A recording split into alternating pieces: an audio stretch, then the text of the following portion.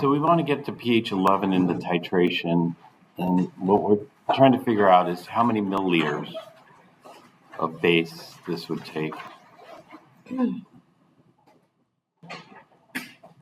And I set it up, right? We just didn't finish the calculation. Is that correct?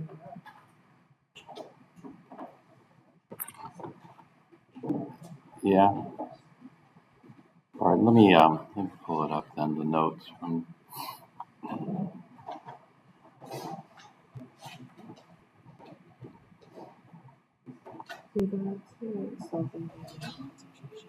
Okay, we did. Did we solve for the volume milliliters?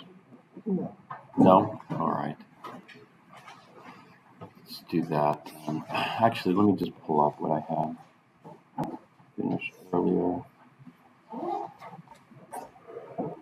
That was on 3rd. 42.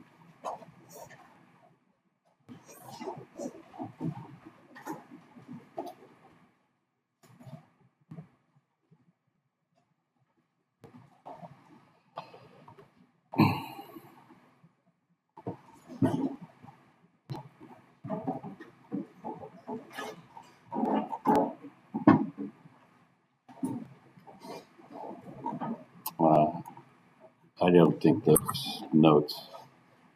I think my word crashed. I wasn't able to save it. So anyway, does somebody have the equation that we generated for this, or we just did the steps?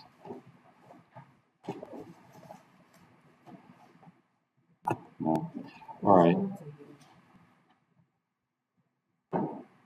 Okay. Thanks.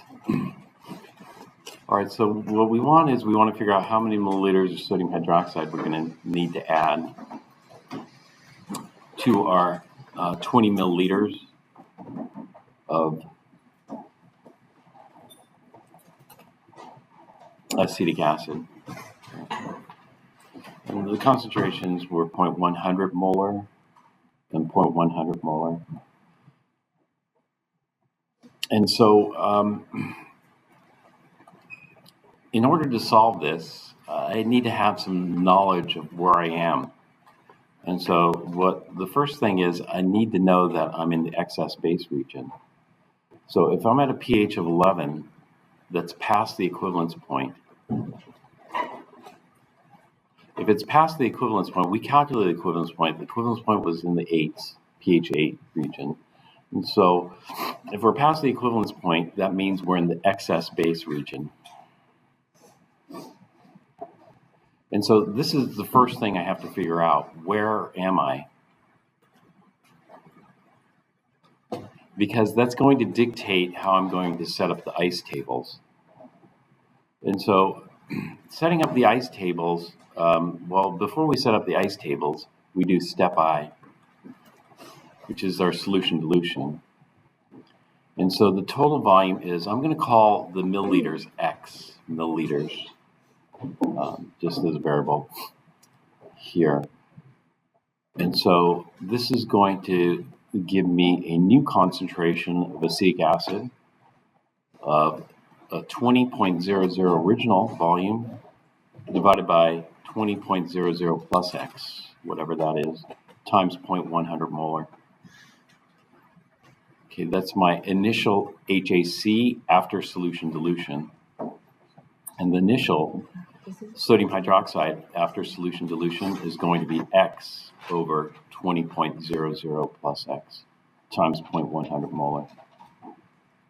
So I just do my solution dilutions here. Now I can set up my ice table. So I'll do step 1. Step 1 is just going to be the acetic acid, which is going to be the strongest acid, plus the strongest base, which will be sodium hydroxide here. And this is going to form sodium acetate, salt, plus water, H2O liquid. K for this, as we mentioned, is what?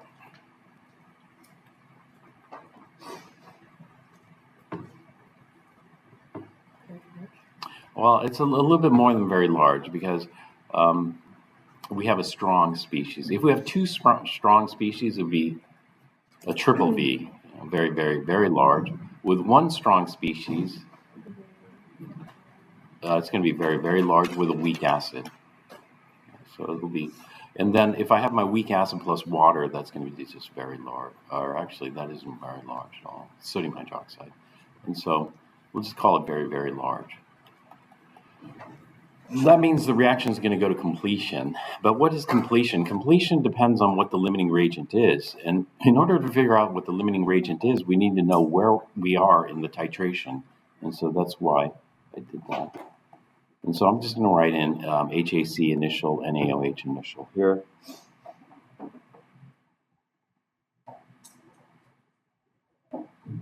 And then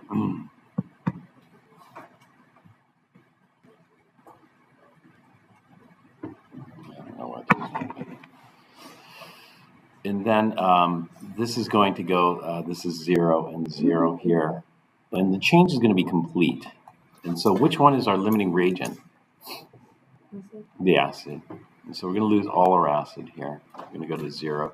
And then we're going to lose minus HAC here, initial.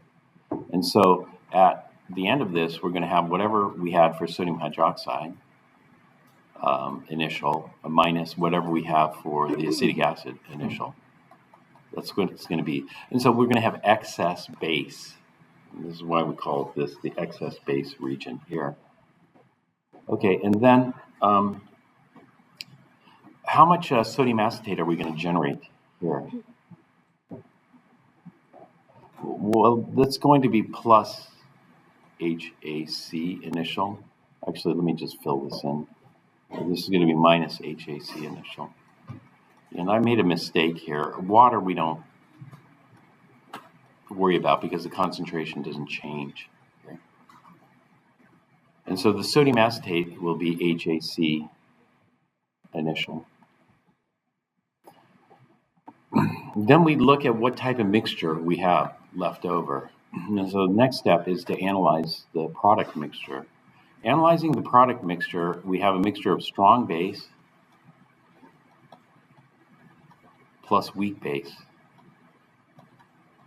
When we have a strong base, weak base mixture, the primary hydroxide contributor will be the strong base. So this will be the primary hydroxide contributor.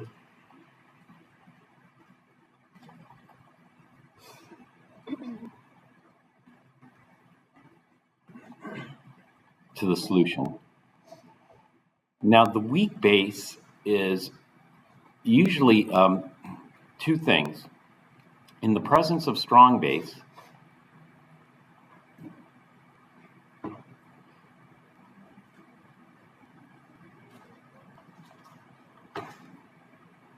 do you think the weak base contributes much hydroxide? No, there are two reasons. Weak base has a small k plus common ion effect. The common ion effect is we're going to generate quite a bit of hydroxide from the strong base, which is going to inhibit the forward reaction in a Le Chatelier's type inhibition, because we have product there to begin with. If we have lots of product, it shifts it to the reactants. And so, which means that we often just ignore this contribution, because it's negligible, typically, when we round it to the correct number of sig figs.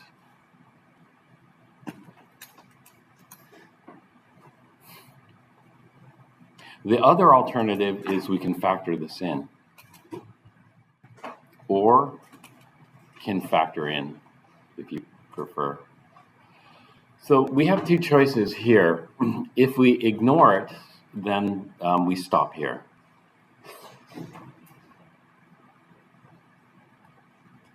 So we're going to ignore steps 2 and 3. What would step 3 be? Yeah, step 2 would be Kb weak for the weak base. And step 3, you're right, is Kw. Kw for sure, we can ignore that. It's just step 2. So what that means is this. If we want pH equals 10.00, then that means what? That means the hydroxide ion concentration is equal to, how many sig figs is this power function? 2 sig figs. So this would be 1.0 times 10 to the minus 10 molar. If the hydroxide, well, that's the hydroxide concentration at the end of step 1. So this is going to equal the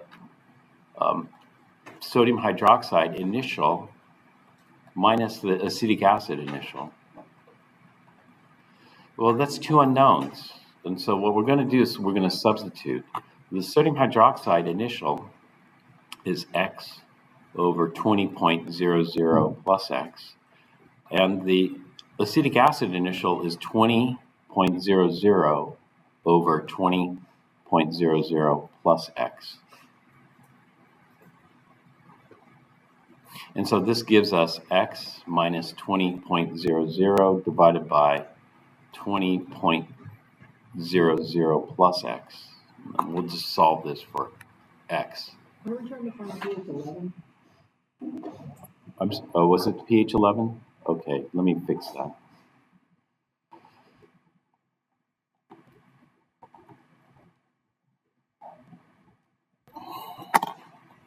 Okay, I better save this before I run into trouble.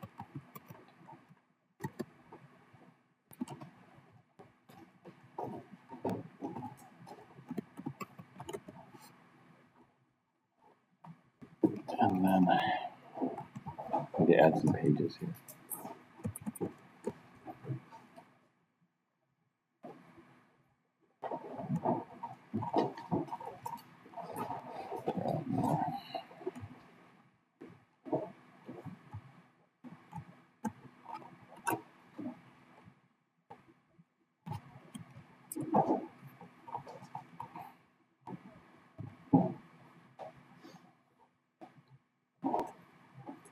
Okay, and then if that's 11, then 11 times 20 is what, 220? Is that correct? 220.0 plus 11x. I'm going to get rid of some of the sig figs and then fix the sig figs at the end. Is equal to x minus 20. And so I'm going to subtract that x from both sides and then subtract the 220 from both sides. So I'm going to get 10x is equal to, did I screw it up? Make sure.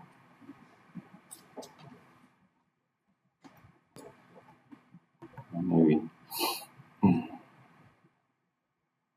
10x is equal to minus 200. Actually, I screwed it up somewhere because it can't come out negative. And so where did I make my mistake? Oh yeah, I used the pH instead of molarity. Thanks.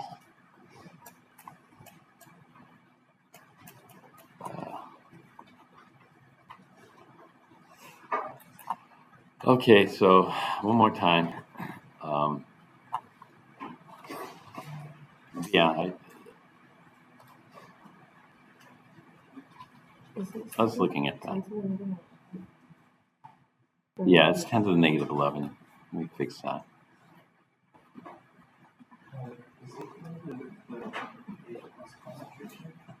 Oh, wait a minute. You're right.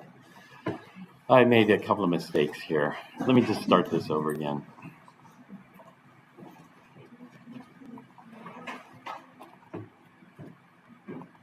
Yeah, we would have gotten a nonsensical result with this. This is not the pH. What is this? POH. So that was my first mistake. This is the POH is equal to 11.00. So let's continue on here. That means the POH is equal to 11.00, which means the hydroxide. I want to still deal with hydroxide. I'm not going to deal with pH. the hydroxide is going to equal 1.0 times 10 to the minus 11 molar. Okay, and now I'm going to plug this in to this equation here, which is the acetic acid 20.00 over 20.00 plus x minus the sodium hydroxide, which is x over 20.00 plus x. And so this is going to give me 20.00 minus x over 20.00 plus x. Okay. And so this is going to be, I'm going to multiply by this, both sides. So this is going to be 20, and then I'll keep track of sig figs later. 20 times 10 to the minus 11 plus 1 times 10 to the minus 11x is equal to 20 minus x.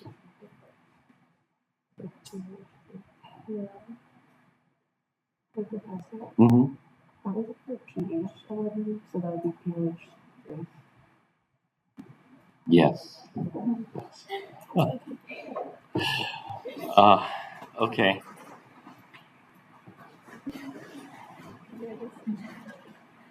One more time.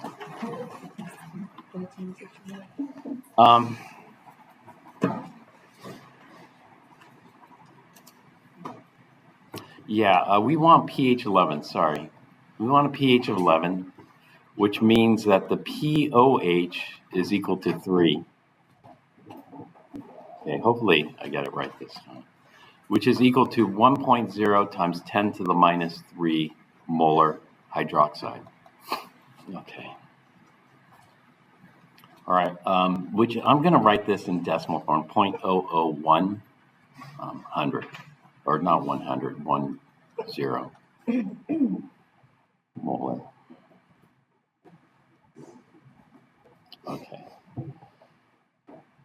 Which is going to equal, so this is hydroxide, so that's going to equal my 20 minus x over 20 plus x. Is that right? Okay. So this is going to equal what, 0.020? I'm going to multiply this denominator on both sides. Plus 0.001x is equal to 20 minus x. Okay, does that look okay? Okay, then what I'm going to do is I'm going to add x and subtract 0.02 from both sides. So this is adding x, 1.001. Is this supposed to be x minus 20 for the denominator? For what? No. Okay. So I added 1x to both sides, and I'm going to subtract 0.02. So this should be 19.98. So x is equal to... I think it might be supposed to be for the numerator x minus 20. X minus 20 in the... Because it's NaOH minus HAC. NaOH, shoot. You're right. NaOH minus HAC. What did I do? I think we just Flipped them. Yeah, NaOH is X. Sorry, this is X minus 20. But, you know, we could see that based on the number here, it's going to come out wrong. If I finish this calculation, this is what it's going to give me. How many milliliters of sodium hydroxide does it take to get to the equivalence point? It takes 20 milliliters of sodium hydroxide to get to the equivalence point, correct? And then if I went ahead with this calculation, let me see how many milliliters I would have gotten. And so what I would have had is 19.98 divided by 1.001, which gives me 19.96. X is equal to 19.96. Oops. milliliters.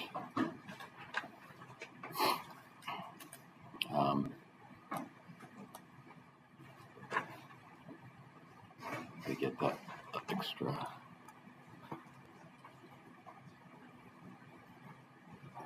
Which means this. It means that this is before the equivalence point. Before the equivalence point, we call the excess acid or the buffer region. Before equivalence point it's not much before, it's only 0.04 milliliters, so this would be about about 1 drop before, less than 1 drop. And so this is before the equivalence point. This is impossible. So, if I had carried on with both those calculations, I would have seen that I would have gotten impossible results. Because you can't be before the equivalence point in the excess base region. And so that means I made a mistake. And so you guys caught my mistake here. And so let me try it one more time. Here. Impossible. There's a mistake. And so starting over, it's 0.0010. Is that what we had? 0.010 is equal to x minus 20 over 20 plus x. Okay, so let's try this now. So this is corrected. And so this is going to give me 0.02 plus 0.001x is equal to x minus 20. And so I'll add 20 to both sides. So I'm going to get 20.02. And then I'll subtract 0.001, which is going to give me 0.999. Yeah. X. And so I'll go 20.02 divided by 0.999. And x is equal to 20.04. 20.04 is, did I do that right? Because that's like 1 drop past the equivalence point, right? It's barely past the equivalence point. Didn't I just do a calculation right 1 drop past the equivalence point? And what was the pH of that? And so is there a way to check this?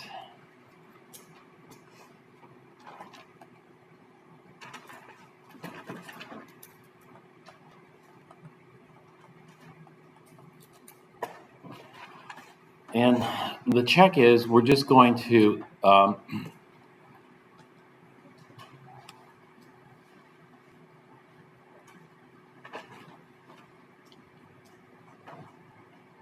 calculate pH at 20.04 milliliters of sodium hydroxide titan.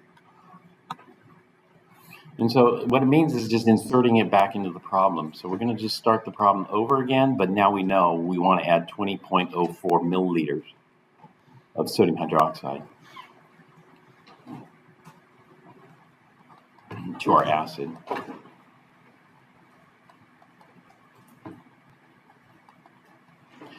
And so this is going to give us a total volume of 40.04 milliliters.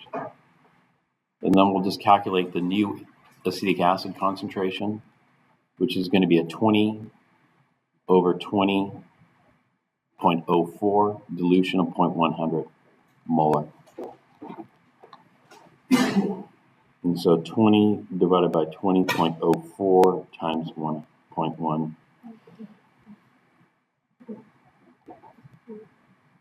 And this comes out to 0.0998.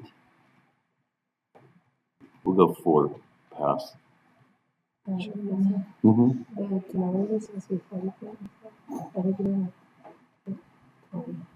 Oh, 40. Yeah, sorry. 40.04. Is that correct? 20 divided by 40.04 times 0.1. half of this, 0.4995. 0.4995. Let's fix that.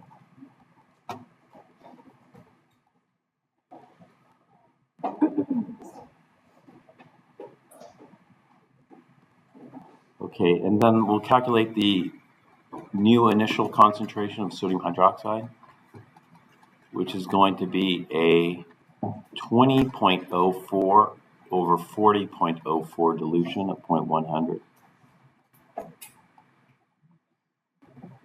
So 20.04 divided by 40.04 times 0.1. And this gives me 0.0504, 0.05004 molar. All right, so this makes sense. This is excess base, so we have more base than acid. All right, then we'll go ahead and go to step 1 here. Which is going to be our HAC plus sodium hydroxide. This is going to yield sodium acetate plus water. And so my initial HAC is 0.04995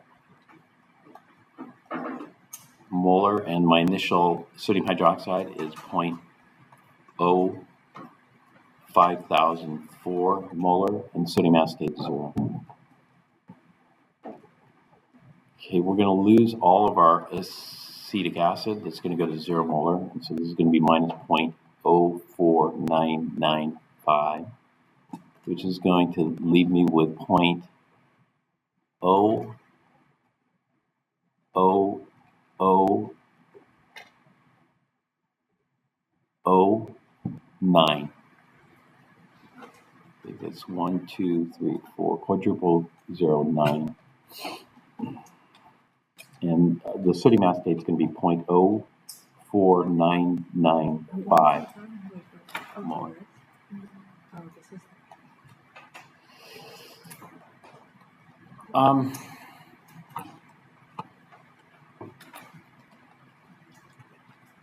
When we look at this, this is a strong base, weak base mixture. And I just said that the strong base is going to produce the most hydroxide. But look at the concentrations. The concentration of strong base is quite small compared to that of the weak base. Do you see that? And so you might wonder, well, you have so many times, like, what looks like 1,000 times more or something of weak base compared to strong base. But surprisingly, it's still negligible, the weak base, even though we have a minuscule amount of strong base. And I can just show you this in the calculation. It doesn't seem like it would be, but it is. So normally I just stop here and calculate the pH. And so if I stop here and we calculate the pOH is going to equal the negative log of 0.00009. And so 0.00009 gives me a pOH of 4.04. 5. I'm not allowed that many digits, which is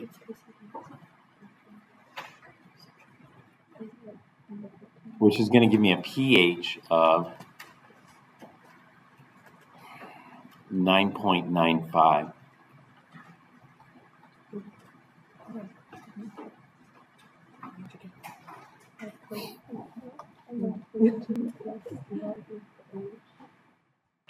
Okay. Was there another mistake?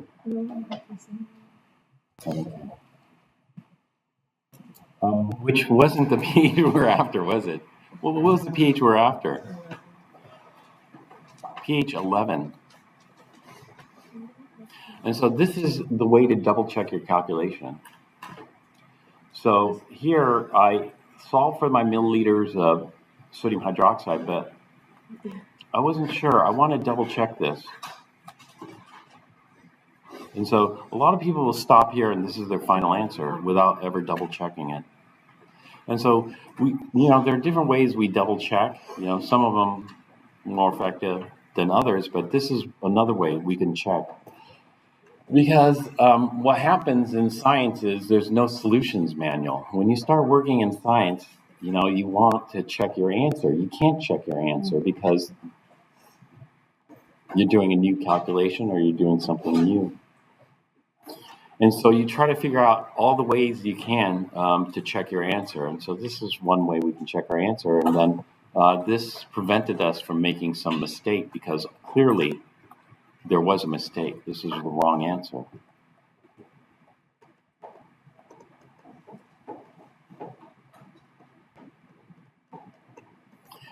And so one of the desirable traits in scientific research is perseverance. There's people who get frustrated and quit, but that's why the dropout rate's so high. But if you just kind of keep going at it and grinding through it, then eventually, hopefully it works out. So unfortunately, I made a mistake. Do you see where my mistake is? If you can't see the mistake, then just start it over again. But can you see where I made my mistake?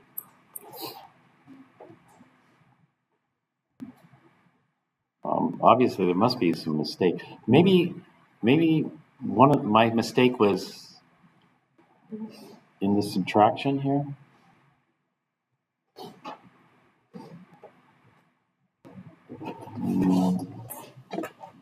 That looks okay.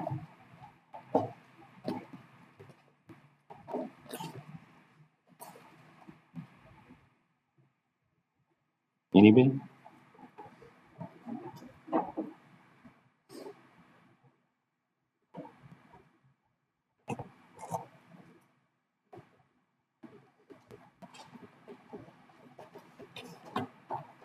All right, I'm going to ask you to please find my mistake as an exercise.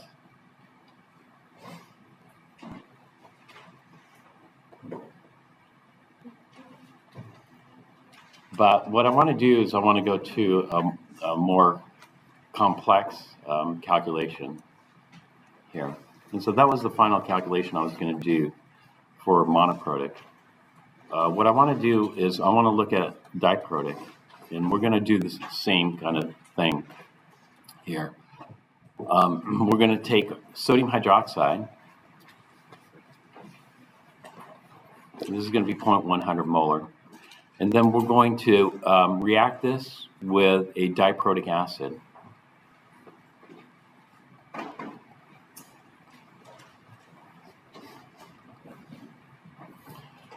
There are different diprotic acids that we can use here.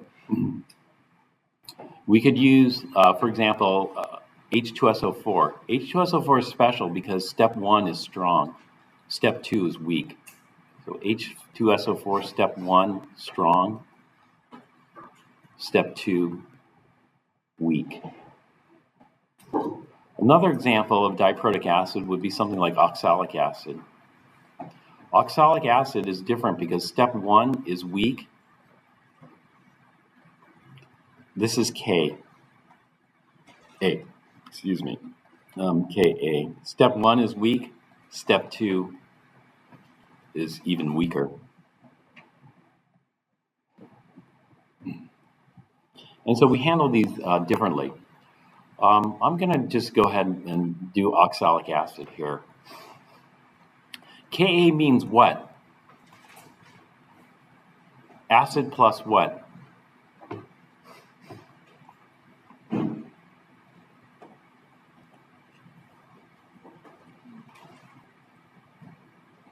Ka means acid plus water, but water is not the strongest base in this particular case. What's the strongest base? It'll be sodium hydroxide. That's our strongest base. And so whenever we have a strong bases react to completion, but strong bases react to completion.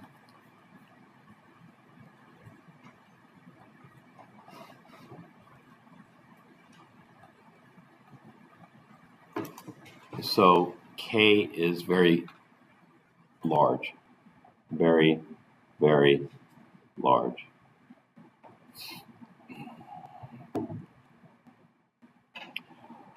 All right, so what we're going to do is we're going to map out this titration. And so the first step when you're analyzing the titration is to figure out where the equivalence points are going to come in at. And so here, what we're going to do is we're going to make this easy. What we're going to do is keep the concentration simple, 0.100 molar. And we'll just do 20.00 milliliters again of acid. And so the key points here are going to be the initial concentration at 0 milliliters. At 0 milliliters, then we just only have oxalic acid. And oxalic acid, we have Ka1 and Ka2.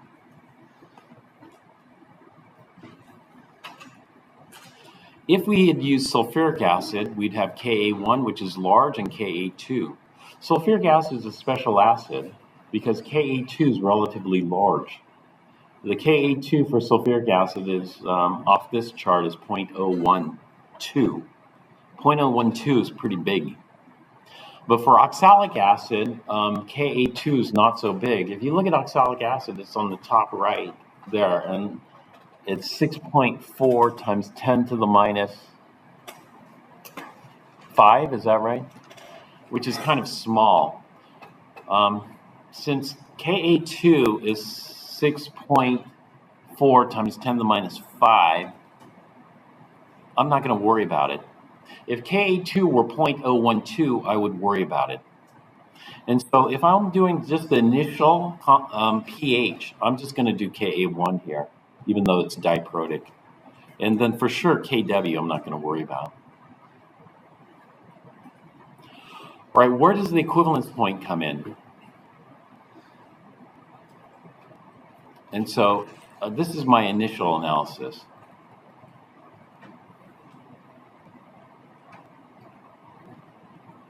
The equivalence point is going to come in at how many milliliters? So this is going to rise, and then we're going to be in the excess acid buffer region. We call this excess acid step 1, buffer region step 2.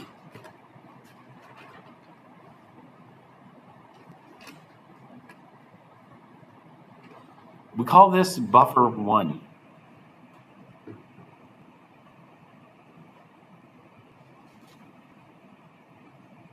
Where does the equivalence point come in at?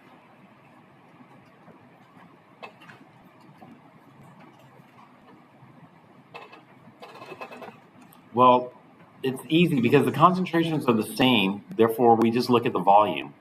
And so we need an equal amount of base. An equal amount of base would be how many milliliters?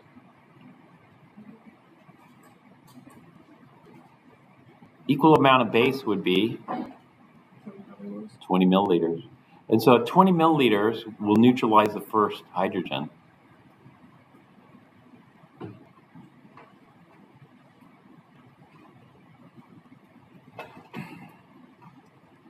At 20 milliliters, we have the first equivalence point.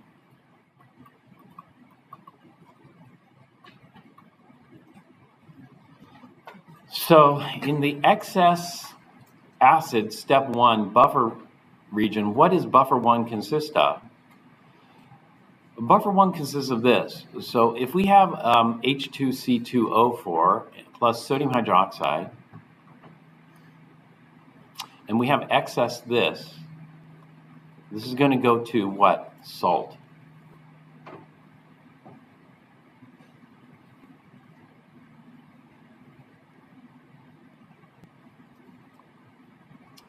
It's going to go to sodium hydrogen oxalate plus water.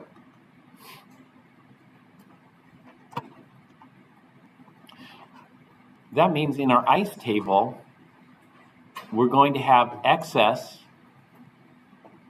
acid, 0 sodium hydroxide, plus some base. And so this is our buffer. The buffer is going to be the acid component, which will be oxalic acid, and the base component, which will be hydrogen oxalate ion.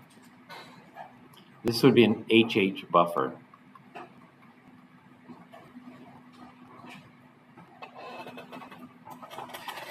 So between 0 and 20 milliliters, I have an HH buffer.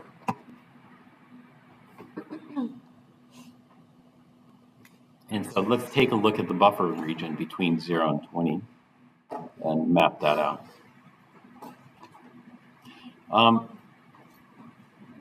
The initial pH is like a chapter 17 type problem.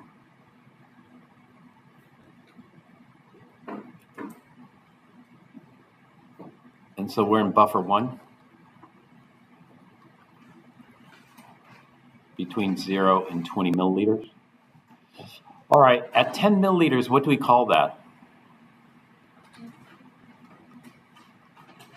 At 10 milliliters, we wouldn't have neutralized all of it. We would neutralize how much? Half. And so at 10 milliliters, we have the half equivalence point.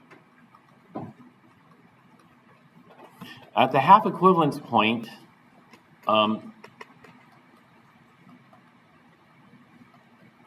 if you recall that when we look at the buffer, we've neutralized half of it. So the pH is equal to pKa for the acid, which is H2C2O4, plus the log. So we've neutralized half of it. How much do we have left over? Half of it. And so this is pH is just equal to pKa of oxalic acid. Oxalic acid is kind of a strong, weak acid. What is the if you look at the chart up there, even though I don't trust all the data on that chart, but we're just going to use it. You'll see that oxalic acid is at the border between weak and strong. Do you see that? Oxalic acid is the strongest of the weak acids on the chart, and its Ka is 5.9 times 10 to the minus 2. Is that correct? Can't really see at the angle very well. So this is going to be negative log of 5.9 times 10 to the minus 2, which is going to equal 5.9 times 10 to the minus 2. Take the log of that, 1.229.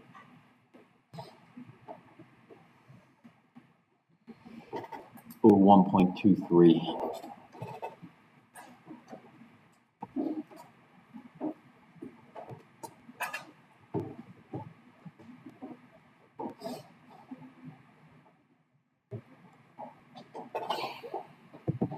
Now,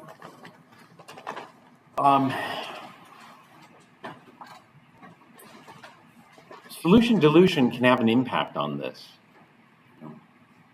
I know buffers are resistant because buffers, the ratio doesn't change here by solution dilution. But if it's overly dilute, then what happens is the pH starts to approach 7. And so getting this pH is quite low. I mean, 1.23 is strong acid range, isn't it? Yeah.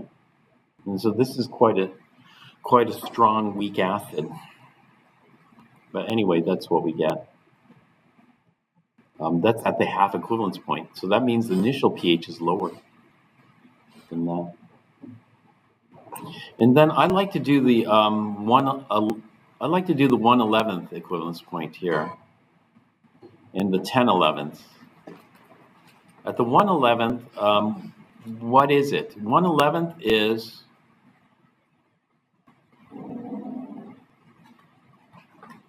pKa minus 1. So pKa, what is pKa minus 1? That would be 1.23 minus 1 gives us 0.23. Do you think we're going to see that?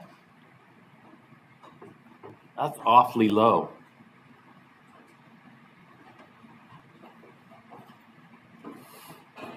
So typically in a titration like this, we might not see that pH go that low.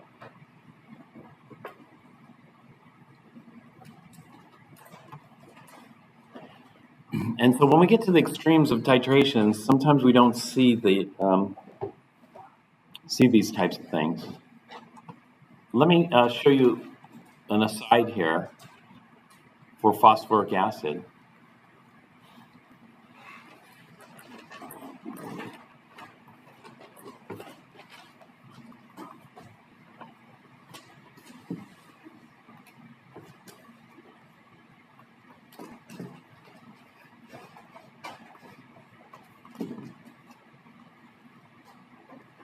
Another example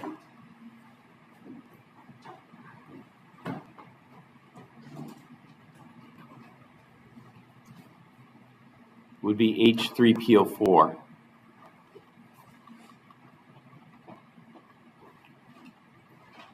H3PO4 should be a triprotic acid. And so being a triprotic acid, we should see 1, 2,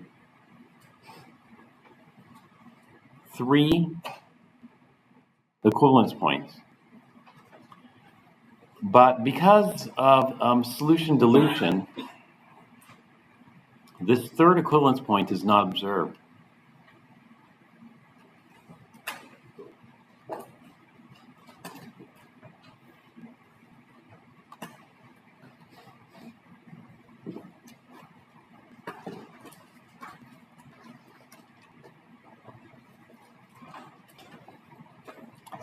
The third equivalence point is not observed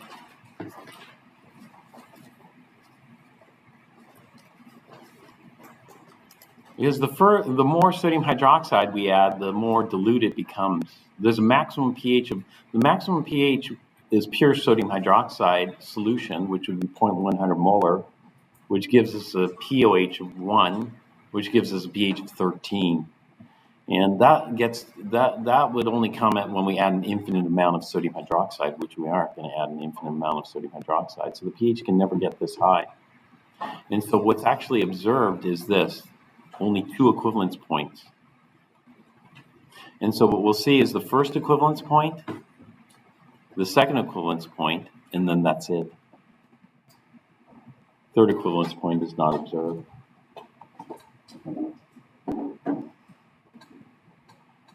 So going back to this, we got to see, I mean, can we get it this concentrated to get the pH that low, 0.23, because at the initial pH is probably higher than this.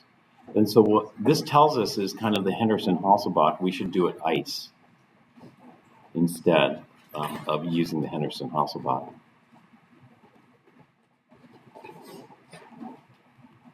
So may need to use ice.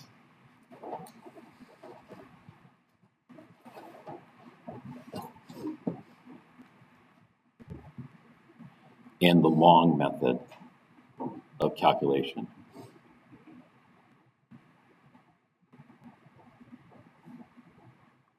Because what is the initial pH? Let's just do that. That's a quick calculation. Initial pH is going to be just acid, and the strongest base is water. And this is just going to form hydronium and hydrogen oxalate.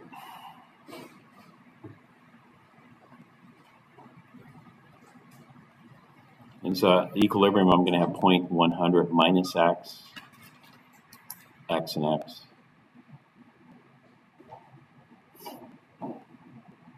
And so Ka, which is 0.059,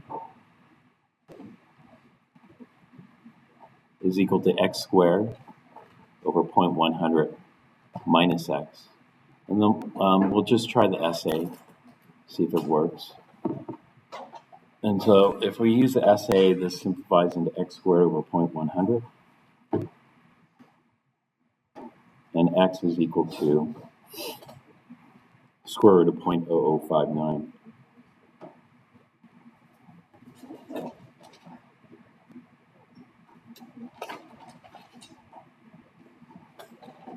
Which gives me 0.076, which is 76%. Well, it was worth a try, but it failed. So we'll have to get this into quadratic form, unfortunately. This is going to come out to x squared plus 0.059x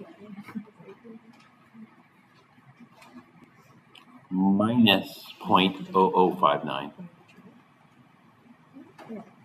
is equal to 0. All right, then I need to go to the quadratic solver.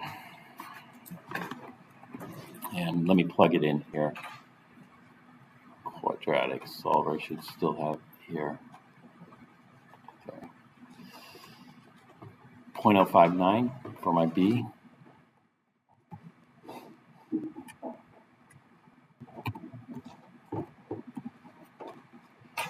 And negative 0.0059 for C.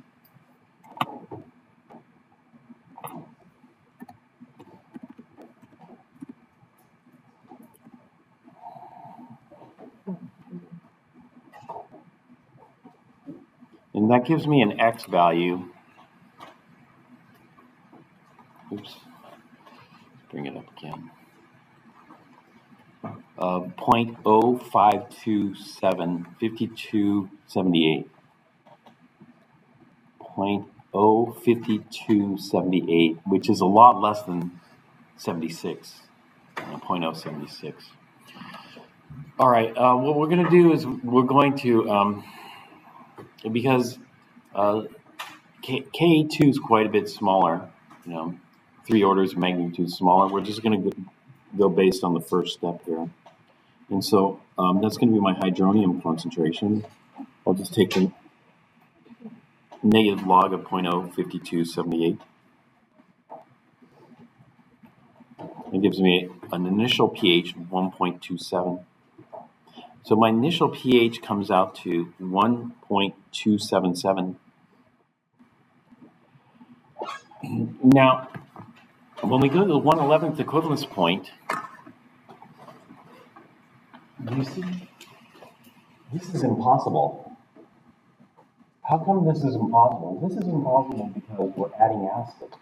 If we're adding, oh no, not adding acid. If we're adding acid, this is possible. Because by adding acid, we can decrease the pH. But in this case, we're not adding acid. What are we adding? Strong base. If you add strong base, does the pH drop down? No, the pH should go up.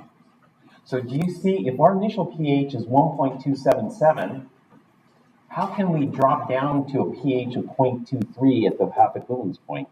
Or not the half, the 1/11th equivalence point, right? The next thing is, how can we get to a pH of 1.23 at the half equivalence point? Are we going to see it? No. So what's going to happen is we're going to start off at an initial pH of 1.277 here, and the only thing that's going to happen is it's got to go up. And so our initial pH is going to be above the half equivalence point here. So our initial pH is around here, let's say. And what we're going to observe is this, we're going to add base, and then we're going to intersect the first equivalence point. Oops, this is still going to be the buffer 1 region. We're going to intersect the first equivalence point here.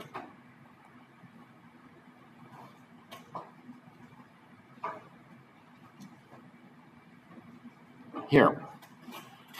So what that means is this. It depends on what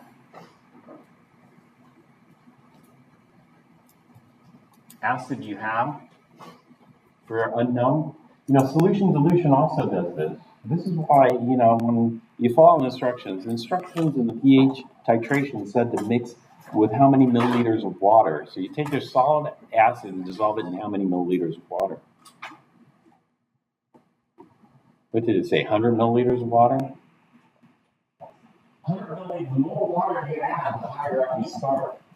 The higher up you start, how accurate Is your pKa value going to be?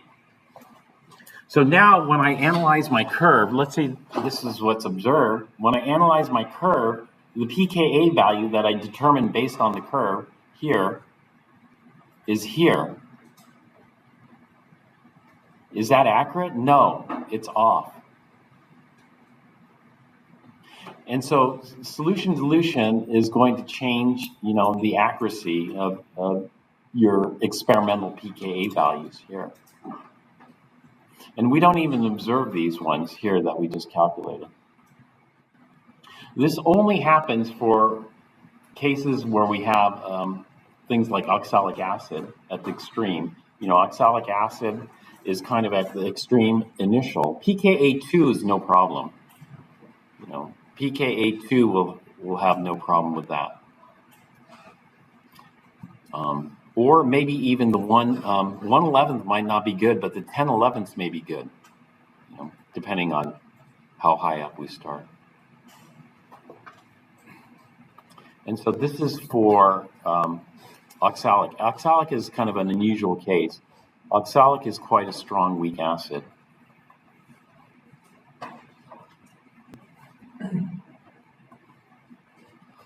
So at the 10/11th equivalence point here, we expect pKa plus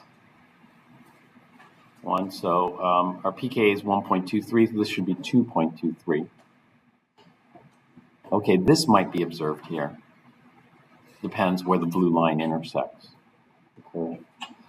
And so this is why some people don't even see the first equivalence point, because the more dilute this is, the less you're going to see this wave, the first wave.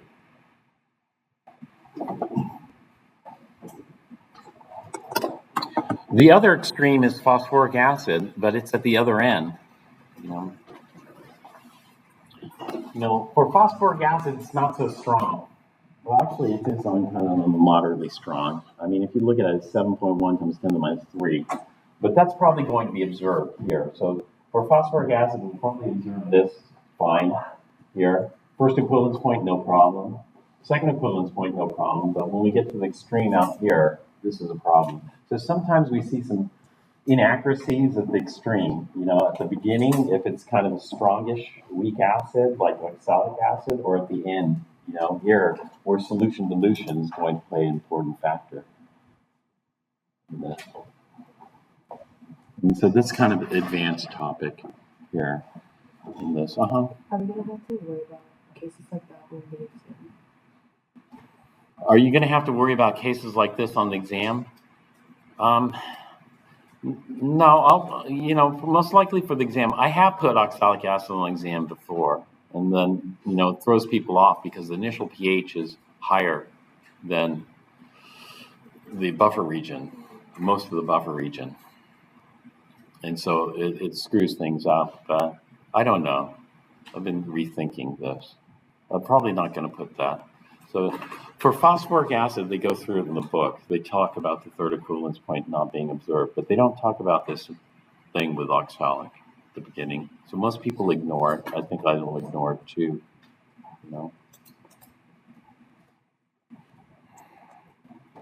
You just know that back of your mind. So I'd give you a simpler diprotic acid if I were to give you a diprotic acid. Something like malonic acid or maleic acid, or something that has a nice, clean, easy to observe everything, because the pH doesn't start staying low. This pH starts so low. I mean, 1/11th equivalence point with a pH of 0.23 is crazy. I mean, because the pH is so low. It's extremely strong acid at 0.100 molar concentration. So the oxalic acid being kind of weird like this whole buffer 1 region is not so reliable. Okay, then we hit the first equivalence point. And so let's go to the first equivalence point for this.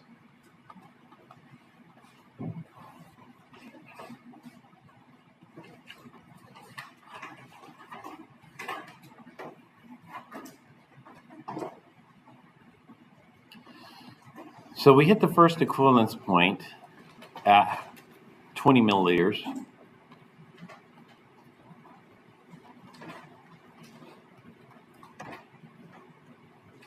And this is kind of an interesting one because the reaction is we're going to have equal amounts of acid and base. And so they're going to neutralize each other completely. And so we're going to end up with 0 and 0 at equilibrium. And then we're just going to have sodium oxalate at equilibrium. Sodium hydrogen oxalate.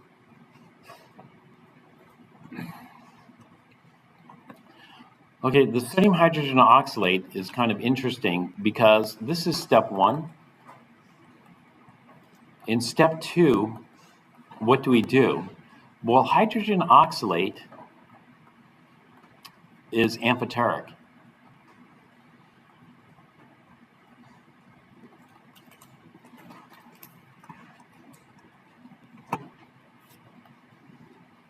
Excuse me, and so that means it has a Ka and a Kb.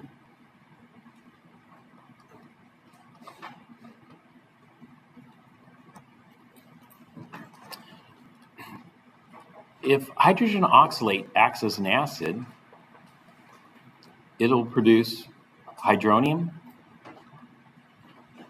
and what? Oxalate ion. If hydrogen oxalate acts as a base, it'll produce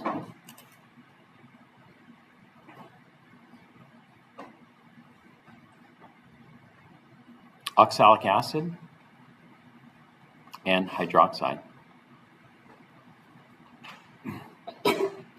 So do we do one or the other? Or do we just do one? Or what do we do? In other words, do we do Ka and Kb? Or Ka or Kb? So in this case, if I look at Ka and Kb, are they redundant? Do I just need to do one and ignore the other?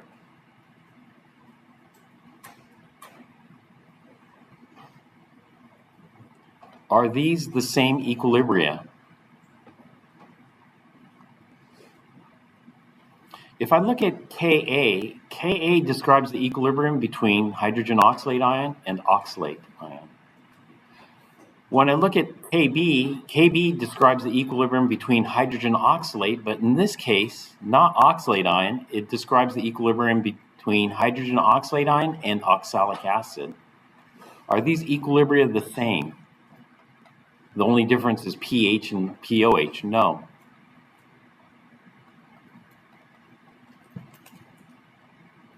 Need to do both.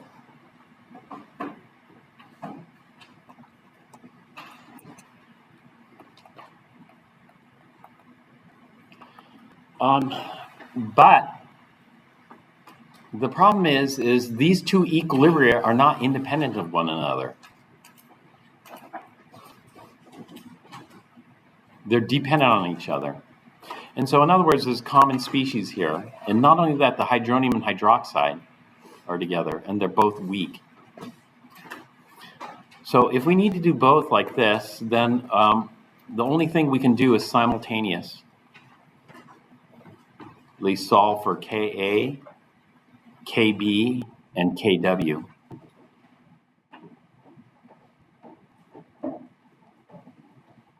And so this is quantitative.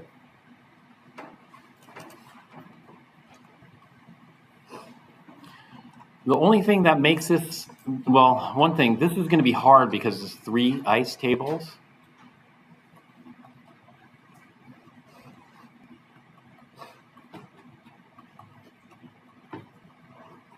But easier because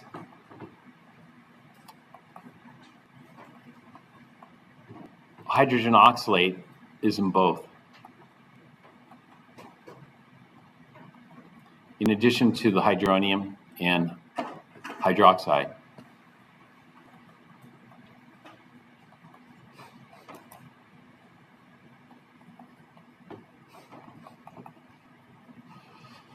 So somebody else solved this.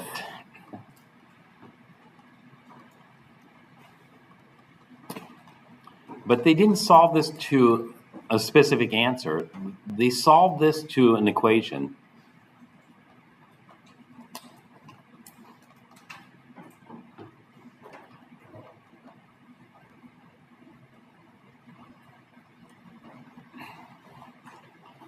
So I mentioned this before. Sometimes solving for an equation is much more powerful than solving for a specific answer. To give you an example of that, you could solve the Schrodinger equation for the 1s orbital. All right, that's fine. We solve the Schrodinger equation for a specific answer. Or we could solve the Schrodinger equation for equations. And solving the Schrodinger equation for equations is much more powerful because then we can generate all the orbitals. And so solving the Schrodinger equation for equations results in quantum number equations. And the quantum number equations are n. You know, n can be 1 to infinity, but it has to be an integer. That's a mathematical equation. You know, L can be 0 to n minus 1 max. It has to be an integer. You know, those are equations that we can use to generate all the orbitals rather than just one specific orbital. And so this was solved for this equation. The pH is equal to the pKa for the acid plus the pKa for the acid, or actually acid base, I should say amphoteric. The pKa for the amphoteric, ampho.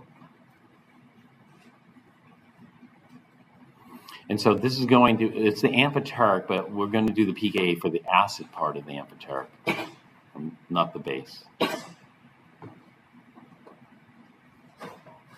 And then it's going to be pKa for the conjugate acid of the amphoteric acting as an acid.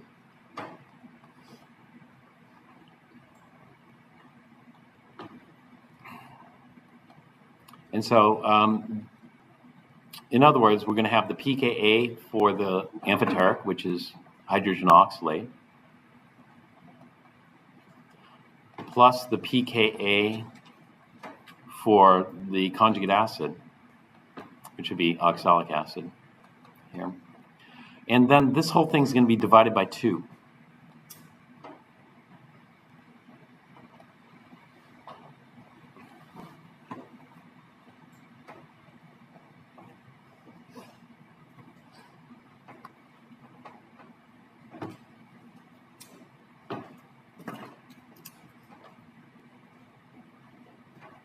So this is the equation for the pH of an amphoteric species.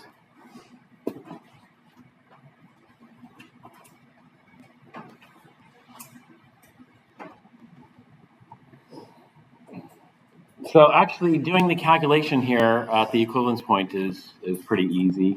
We just use the pH is equal to the pKa plus the pKa divided by 2. However, we don't have this luxury at the second equivalence point. So we don't have to actually do any ice table. No ice needed.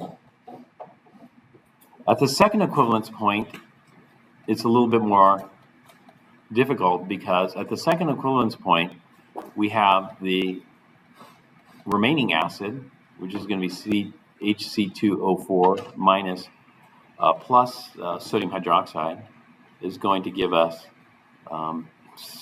sodium. Actually, I'll probably do it this way so I keep it balanced. We'll just do sodium hydrogen oxalate plus sodium hydroxide. This is going to give us sodium oxalate plus water. This is a basic. We call it dibasic because C2O4 2 minus salt solution. So this is going to require ice and Kb1. Kb2 is probably negligible. And so we'll do ice and Kb1. But we have to do solution dilution, of course. So we have to do step I and the rest. All right, so buffer 2 region is going to behave a lot better than buffer 1 region. And so buffer 2 region is going to consist of the acid, hydrogen oxalate, and the base, oxalate. And so we can come up here. The second half equivalence point here will equal to pKa for hydrogen oxalate, or pKa2. So pH is equal to the pKa for hydrogen oxalate, which is equal to pKa2 for oxalic acid. Okay, and then we could do the 1/11th, which would be the pKa minus 1, and 10/11th, which is the pKa plus 1. And so the 1/11th, let's see how many milliliters would come in it. And so what is 20 divided by 11 parts? 20 divided by 11 parts is going to be 1.818. And so this, the 1/11th would come in here at 21.18, or excuse me, 81, sorry, 20.81, 81, 81. And the 10/11ths, that would be pKa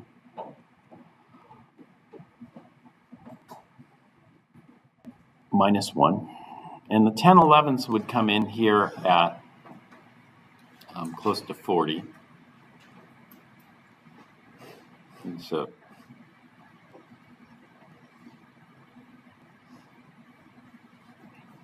$18.18. 18.18 plus 20 is going to give me 38.18. Okay, and then the second equivalence point is going to come in at 40 milliliters. Okay. And then this would be the excess base region.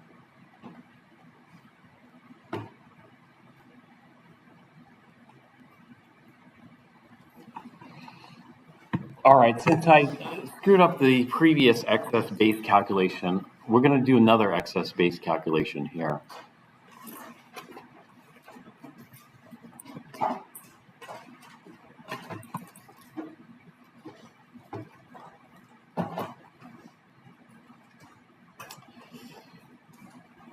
And so how many milliliters of sodium hydroxide will it take to get to pH 11 here? Well, the first thing is I need to know, is pH 11 past the second equivalence point?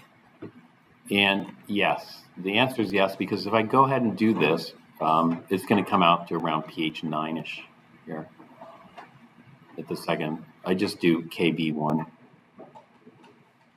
And so this is in the excess base region.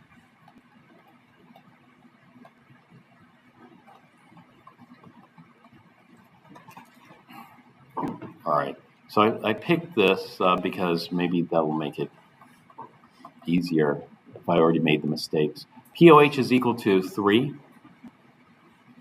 We'll go with 2 sig figs, 3.00, which means we want a hydroxide final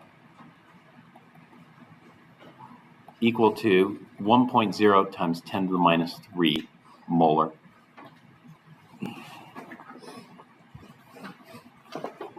So how do I get there? Well, I'm just going to start from the beginning and do my step I.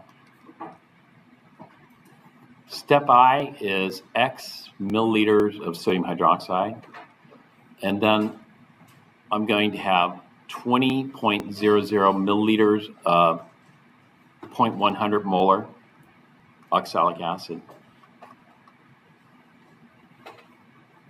And so my new concentration of oxalic acid is going to be, it's going to be a 20. Actually, I'm going to save time. I'm not going to write all the sig figs and correct it at the end. 20 plus X times 0.100 molar. And my new concentration of sodium hydroxide, this will be the initial for step 1, is going to be a X over 20 plus X times 0.100 molar. Okay, now we're going to jump into step 1. Step 1 is the oxalic acid plus sodium hydroxide is going to yield sodium hydrogen oxalate plus water. K for this is very, very large. And so initially I'm going to have oxalic acid initial and sodium hydroxide. I'm going to do this to save time, additional time. Rather than write out the formula for oxalic acid, I'm just going to use the common abbreviation for oxalic acid. Where is it?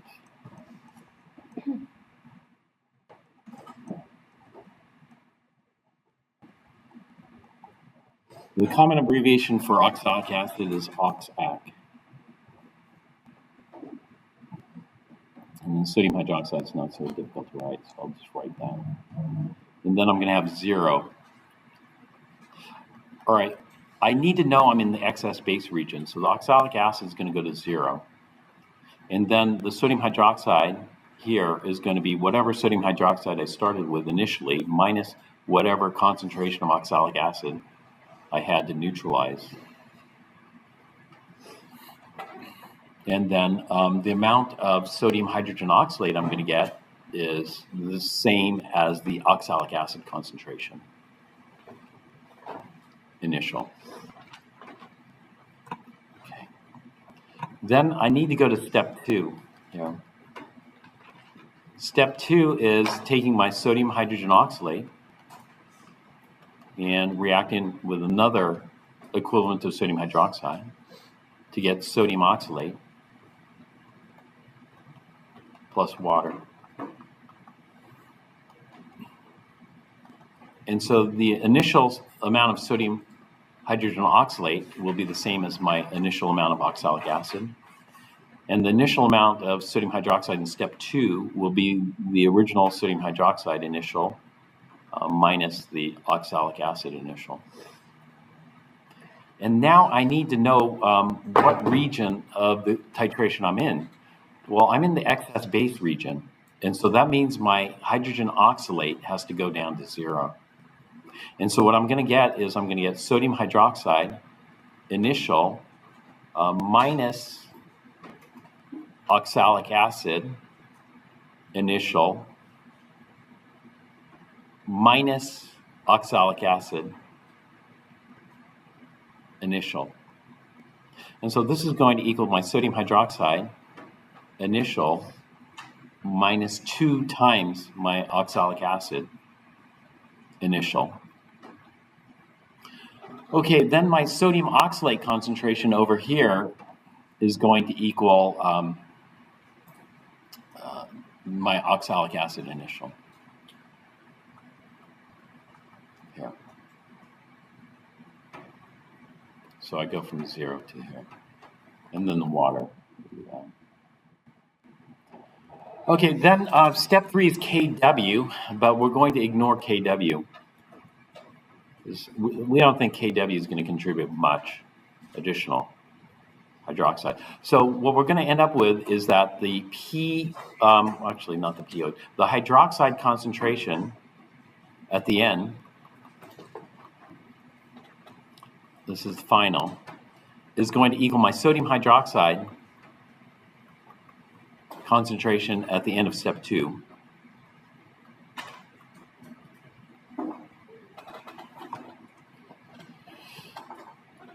and therefore, my hydroxide concentration is this going to crash?